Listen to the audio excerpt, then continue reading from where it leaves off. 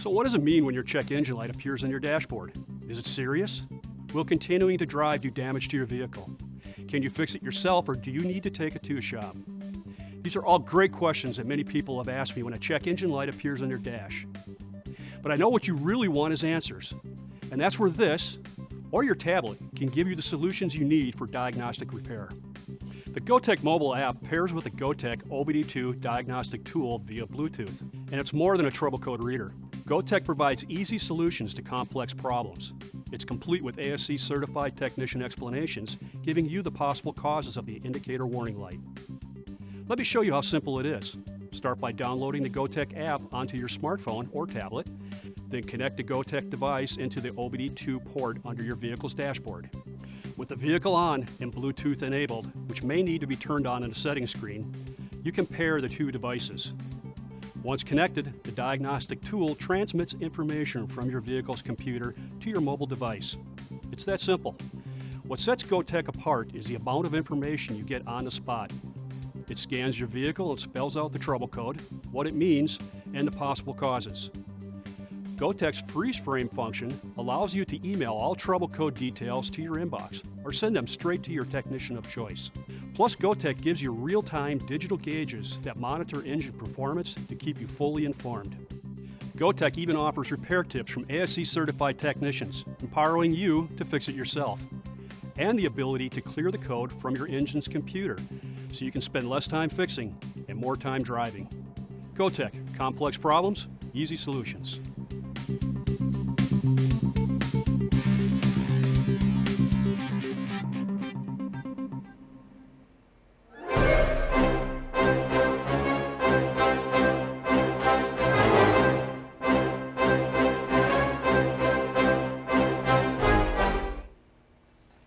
Hey! Welcome to another Live Wells Tech training event. We are so happy you are here. Today we have a different car than we had last time. Yep. This last time we had a 2002 Grand Am with a 3.4. 3.4, exactly. Right. Now we got a 2003 Grand Prix with a 3.1. Right, but the ignition systems are the same. Remember what we were working on as far as the cam sensor goes, and we wanted to show you the other signals, the 7 times, the 24 times. We're also going to look at the 3 times from the ICM back to the PCM, and also the 3 times over the control signal from the PCM to the ICM. Very cool stuff, and we're going to show you some anomalies that we found that are really, really neat, I think. Yeah, oh, I agree. But before we get started, we're going to talk about that crazy voltage drop that we were getting. Remember, 12-volt circuit, and we're only reading 11 volts. And we found the voltage drop. We're going to go through that right now. Want to take us through? Sure, let's do it. All right. Okay, so I got my voltmeter here on top of the motor, as you can see, and our 2 leads, black and red. So like any circuit I'm going to check, we wanted to check for power. So black lead onto the black terminal of the battery, and we'll go ahead and go right to the, and now this is a connector for the cam sensor right here. According to the diagram, is connector C102. Now in this car, our cam sensor wasn't easy to get to. The connector's buried for it. So we had to go to this C102 red and white wire. So if you want to go ahead and turn the key on, we'll just power up this circuit, and you'll see the meter will read under 12 volts. So we're at 11.4-ish right now. So at first, you know, maybe we're just thinking that the battery is weak or something on here. Right. You got to check your power supply. Exactly. To make sure it's capable of putting out that 12 volts. Exactly. So I got to get this connector out here. And I'm just going to go across the battery now. So the black lead on the negative, and we'll hook the power lead up. And you can see we're at 12.37. So we have the capability of putting out 12 volts. But on a 12-volt circuit, we've only got 11, or 11 and a half it shows now. Okay, interesting stuff. Seems kind of odd. It does, and if you read the wiring diagram, it says right on there, it's a 12-volt circuit.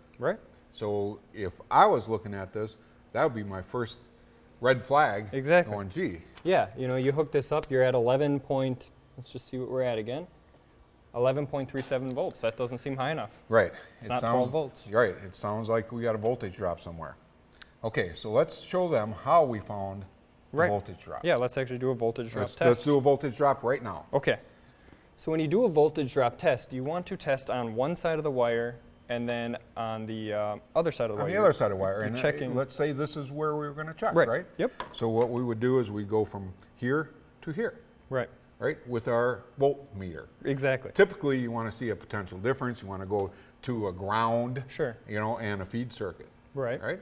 But this way, we're going to see how many of those little electrons Yep. can't flow through that circuit. Right. How many are dropped? All right, and the way I like to envision it is this. You know, if we have, let's say we do have a PCM in the middle here. Sure. Or some sort of circuit, whatever it is. Even a connector. Even a connector, Right. yes, very good. Let's say you suspect a bad connection. You go on both sides of that connection with your voltmeter, Right. And the trick is, one of the tricks is to energize the circuit. Right. You have to make it live. Okay, so you make the circuit live, not like an ohm meter. Right. Yeah, an ohm meter you'd have to disconnect. Right. Yep. And so you make the circuit live, and what your meter is going to read is how many of those electrons can't flow through. Okay. Okay? That's how I envision it. Sure. And it's an easy way, for me, it's an easy way to see in my mind what's going on there. Right. That Okay? makes sense. Yeah. So what is a good rule of thumb of what you want to be under for a voltage drop on a circuit? Well, on a typical circuit like this, you want to be under 0.5. Under half a volt of voltage Under drop. half a volt. Now, as the voltage drops, like let's say you're going to go to a 5-volt reference circuit. Like you a wanna- computer circuit. Like a computer circuit, you want to be under 0.2. And these are rules of thumb. Sure. Okay, it can vary, but those are rules of thumb. That's where you want to be. Right. Okay. Okay. Well, let's do the show 'em voltage how. drop. Yeah. So now let's do at the start of our circuit, the start of our wire is battery positive. Battery feeds the PCM feeds the sensor. Absolutely. So we want to go at the start of the circuit, so we'll hook one lead, and notice I have the black lead in my hand here. It doesn't make a difference which lead you put where, And that's a very good point. It doesn't matter. but you want to be on either end of the wire. So I'm going to hook the black lead onto the start of our circuit, which is our battery positive. And now our other end is still on the red and white wire, which is the power wire to the cam sensor. Which is where we looked for the 12 The 12 volts, and we supply. were at 11.3 or whatever. So now what we got on our meter? You can see we're at 0.99 volts, so I would call that 1 volt of We're dropping voltage a volt. drop. Right. We're dropping a volt in this circuit. Okay, and that is an actual voltage drop. If you want to go with that jib one more shot there, so make sure we see that.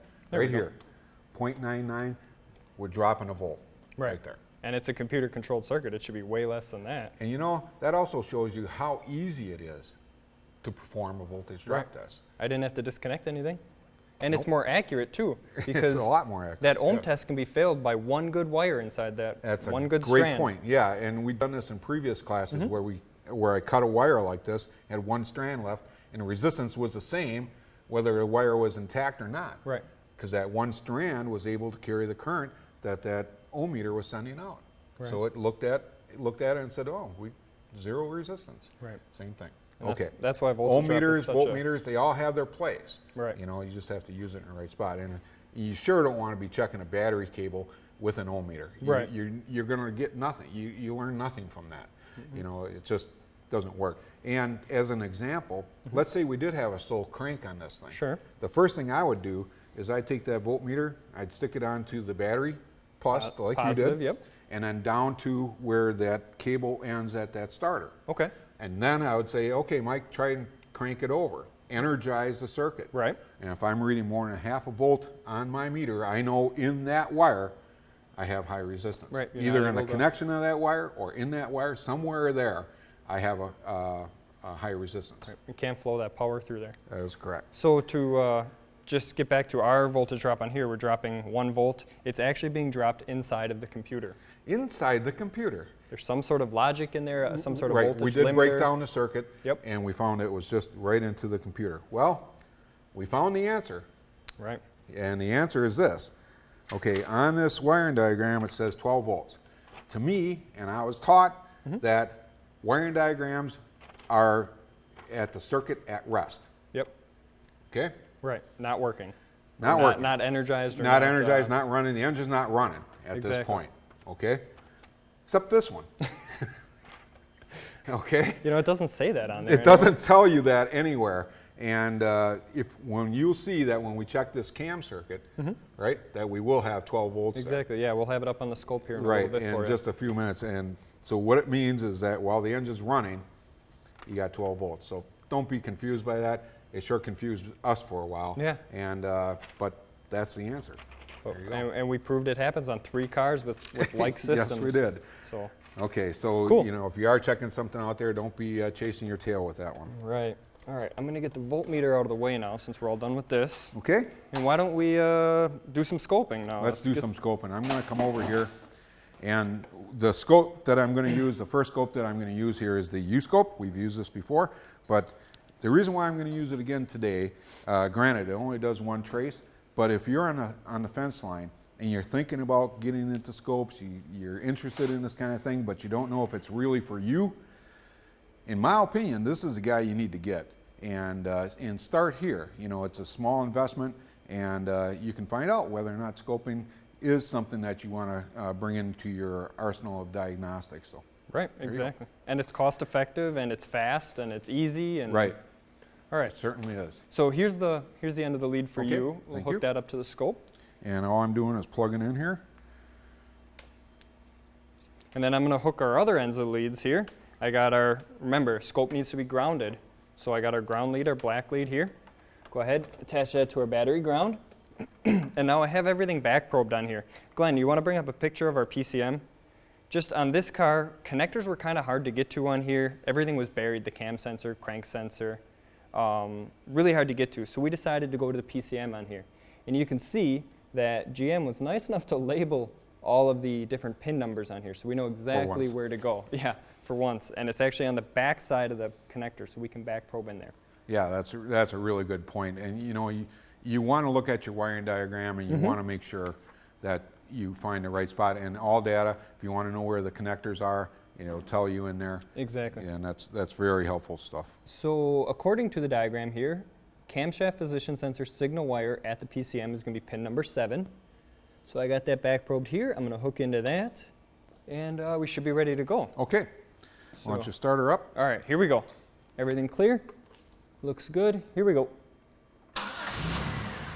Okay, and you can see that we got a signal here, but it's off the scale. So right down here, it's actually telling me that my voltage is too high. Okay, it's blinking red there, right? Yeah, it's blinking red. So I'm going to just go there. I'm going to raise my voltage up to 20 volts or 10 volts. Okay, and you can see it's just kind of screaming past here. Just like when we had it last week without a trigger on it. Right. So I'm going to change my time scale, and that quick. Well, that was easy. It sure was. And now I know I got a good signal. I got a signal coming out of there. Right. Okay, so you can shut her off. Okay. Please. Okay, so just that quick and easy, I was able to confirm that I had a signal out of that sensor. And you know, if you have somebody that comes in and, geez, I got this problem, and just grab this little scope you got in your pocket, go out there and do a quick check. Yeah. You know, do the wiring diagram quick, and I'm sure your customer would be impressed. I would be. And then if you have an intermittent problem, you can have that hooked up and start shaking wiring harnesses and see if something drops out. Right, exactly. So. Or if somebody, you know, most shops will only have one big scope and somebody else is using it. There you go. Here you go, here's another one. So there you go. If, like I said, if you're on the fence line, you know, I think this is a great place to start. Plus you get an amp clamp with it. And we'll show you how to use that a little bit later, but it sets up exactly the same way. Exactly. So very cool. There you go. I love these things. Yeah. I mean, I would buy one just for my own personal set of tools. So, all right. So let's hook look up at to the rest of the system. Okay. Let's look at it with the Virus. All right. So I'm going to hook into the back side here. Remember, we got our different colors here. So I'm using yellow for channel 1 because that's what channel 1 is the color of. So use yellow, and then remember you got to hook your ground up to the scope. So we're hooked in there, and now we'll go over to our screen. And we're on the same scale that we were on last week. Now remember, we were 0 to 20 volts, so you can always go into details and check. 20 volt scale, 1 millisecond time, so this right here is 1 millisecond across. We'll go ahead and bring this down. And all right, let's see what that cam signal looks like. Okay. Go ahead and fire it up. Okay, you're clear? Yep, and you can see voltage jumps up right away. And so we're seeing the same thing we saw last week. It's skipping around. So I'm just going to, again, add a trigger in for channel 1, trace 1, leave it on auto. And remember, now when you set your trigger, this is telling the scope where to look. It's looking for that voltage to cross that trigger point. The first spot the voltage crosses the trigger is where it lines up on the pattern. So it gives the scope somewhere to look. So remember, if you put this up here, you won't get anything. If you put it down below 0, you won't get anything either. So just keep that in mind. You want to know what you're working with. And like we talked about before, you can see here that we're right at that 12 volt line, just a hair over. So this is still a 12 volt sensor circuit. And so we can see our ramp up of the cam sensor. I'm just going to go ahead and zoom out our time right now. And I could stop this and use the zoom feature, but I'm just going to change it live right now. So we're going to go from 1 millisecond, we're going to go all the way to, let's go to 100 milliseconds. So we're kind of zooming the scope out 100 times of where it sits right now. We're at 1, now we're at 100. Kind of think of that as a camera, or yeah. You're using a camera and then you want to go, you were using a microscope and now you're going to a camera or something like sure. that. And then we'll move our trigger back over, and there's our cam signal again, just like we showed last week. That looks like a great signal. Right. So why don't we There must be a Wells part on there, huh? Must be. So why don't we add to this now? So what I'm going to do now is take our next channel, which on the scope is going to be green colored, so I'm going to use the green lead just to keep things organized. And again, you wouldn't have to use a green there, right? It's just for you. Right. Yeah. Yep. Just so I know where everything is going and what right. channel it represents. So green into here, hook our ground lead back onto the scope, get my head out of the way for you. There we go. And now why don't we show the 24 times crank sensor. All right. So according to the wiring diagram, that is going to be pin number 9 at the PCM. Back probe into there, so we're hooked up. Okay. And we'll go back over to our scope. And you can see we don't have anything different on here yet because channel 2 is not turned on. So I'm going to go into our options, and I'm going to turn channel 1 off for now. And we'll turn channel 2 on. And you can see right away we get a nice looking pattern. And that's what you want to see for a 24 times crank sensor. Yep, that looks great. It really does. This vehicle on the 24 times crank sensor doesn't have any sort of trigger or locator or anything like that. Nothing to sync to tell you that you're in sync. Right. So now what we can do is we can go ahead and hook up the 7 times crank sensor, which actually has the sync built into it.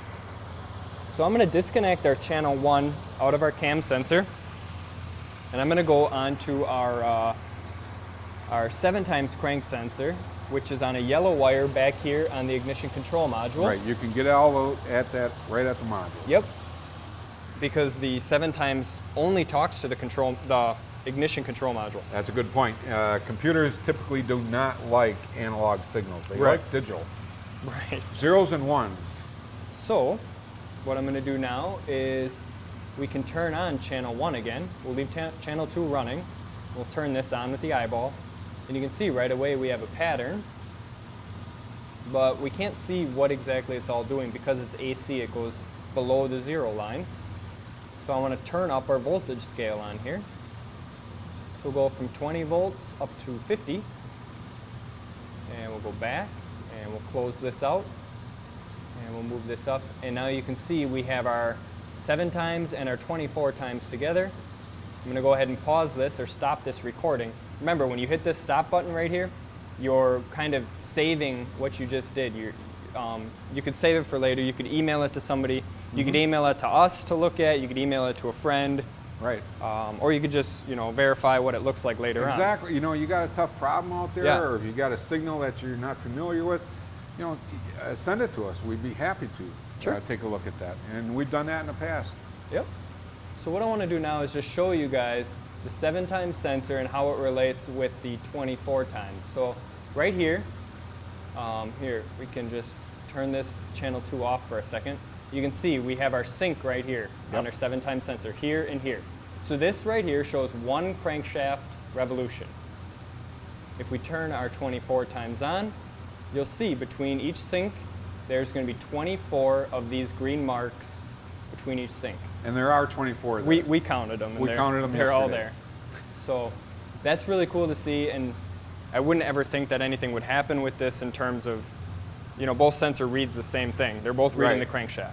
Yep. So they should always be on just like that. They You should always see be that. like that.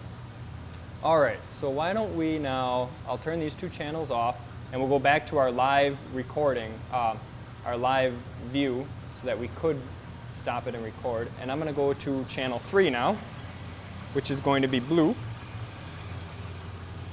And what I'm going to scope now is I want to show the 3 times signal, the 3 times sensor signal coming from the ignition control module to the PCM. That's interesting. And remember now, this is not an actual sensor or anything like that.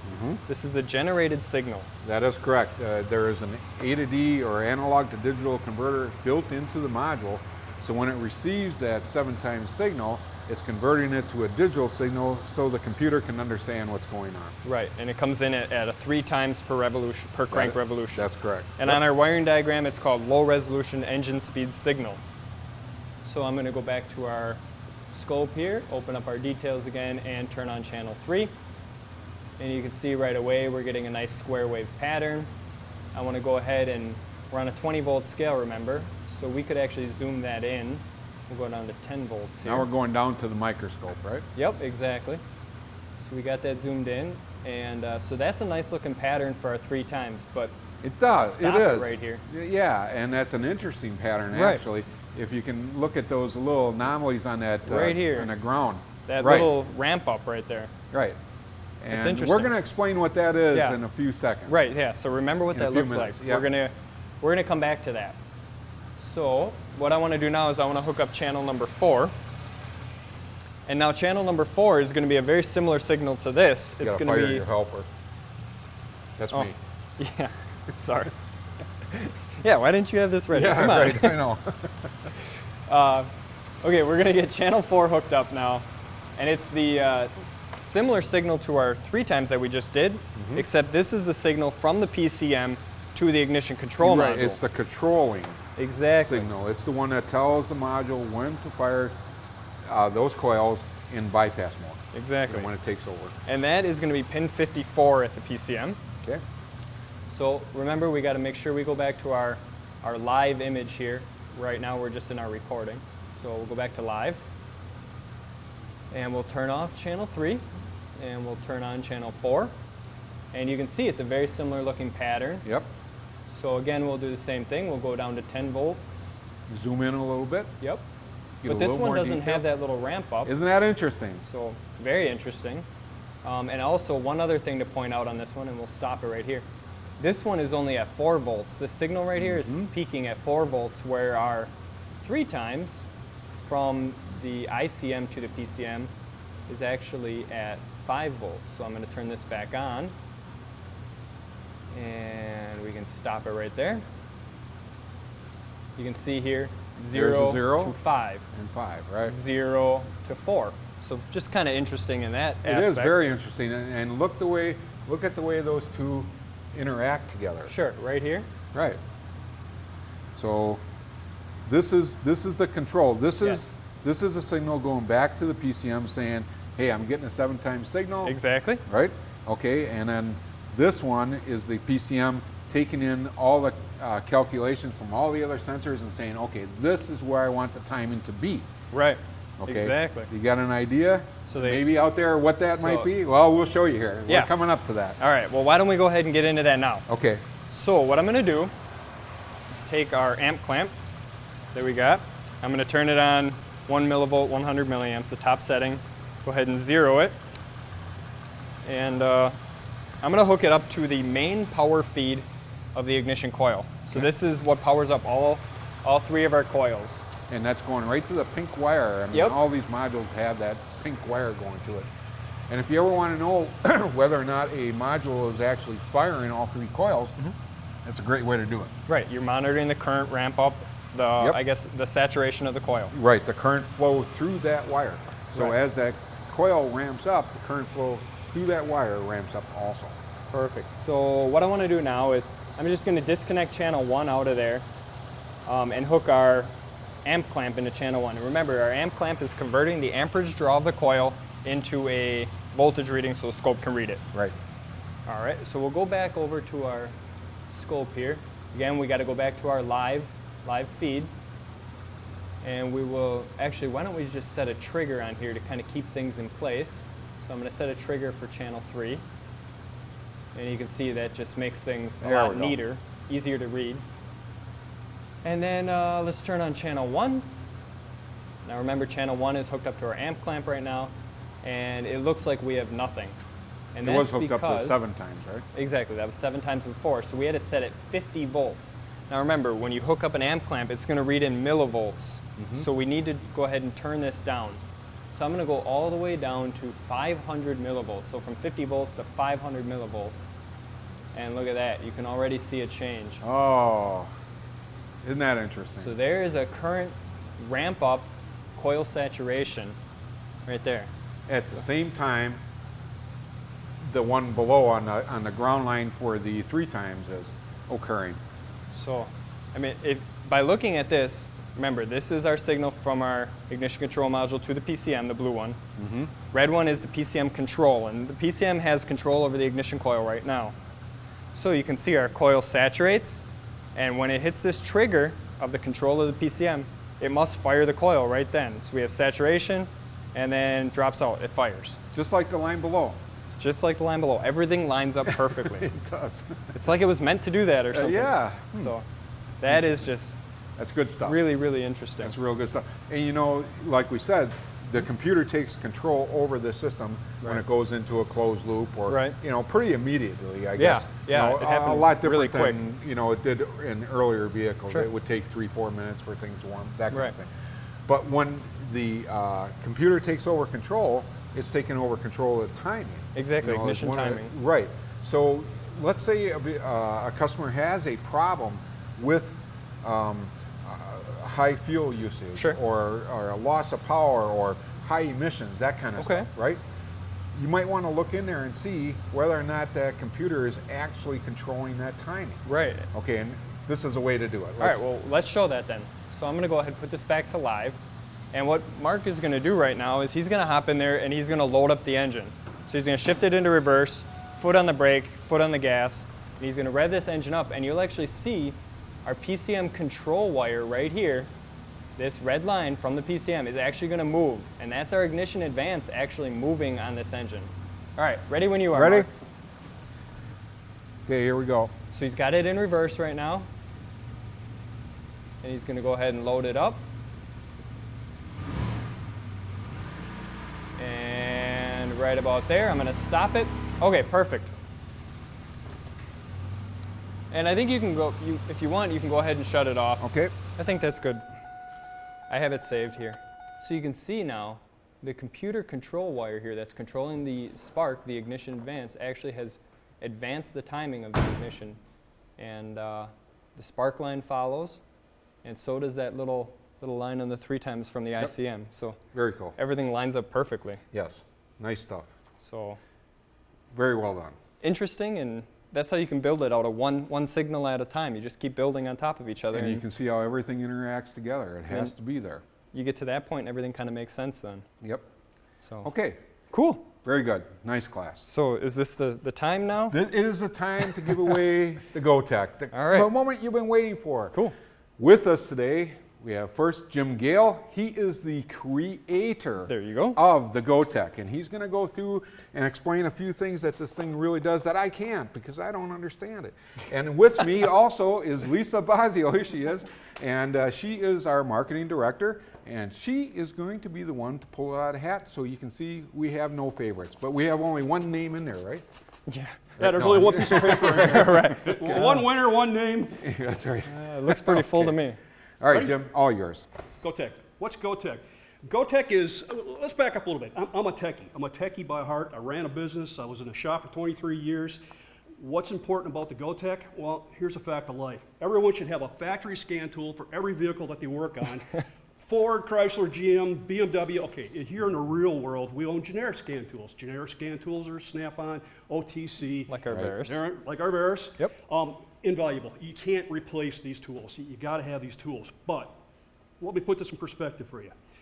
Let's just say Ma Cattle comes to your shop with a check engine light on. How do you schedule that vehicle? How do you know where you're going to go with this vehicle? How much time are we going to spend on it? Okay, well, we can go hunt down a scan tool, plug a scan tool into it and get direction. Or, how about a GoTech? We can start with a GoTech, plug it into the vehicle, we can load the vehicle's information. It takes 2 to 3 minutes to load it. Once you've got that vehicle loaded into this thing, you've got a wealth of information. You've got descriptions for technical service bulletins, for product recalls. You've got up to 16 gauges and graphs of information that you're able to read. Good stuff. Short-term, long-term fuel trim, throttle position, engine speed, coolant temp, Really cool. on and on. Good stuff. Most important, I can do that all on here, right? you can do that all around there. Use your smart tool. You know what I really liked? What? Was you can email it to yourself then too. Oh, you can email it. Yeah. Let me keep going. Okay, go. We'll circle All right, around. we'll circle around Okay, and get that one. Here's the deal. Trouble codes. Factory-specific trouble codes, generic trouble codes. You're going to get that information instantaneously, but what's more important is code set criteria. Why did a trouble code set? At least I've got direction where I'm going. Open circuit, short circuit, do we just have a noisy signal, a erratic signal? You're going to be able to get the trouble code set criteria, and then you've also got up to 5 possibilities for that trouble code. So you've got excellent direction. You can look at freeze frame, but in case you want to do it yourself, you're a DIYer, you can email that information, freeze frame, trouble code information. You can email it to yourself, you can email it to your shop. You're good to go. What more could you want? All for less than $100. Where are you going for that? Sweet stuff. What is the future of our vehicles? Let me put things even more in perspective. Let's go back. Let's say let's go back to 1996, the beginning of OBD2. This is OBD2 compliance. So 96 till today. On a 1996 vehicle, we had between 50 and 100 trouble codes that we were looking at.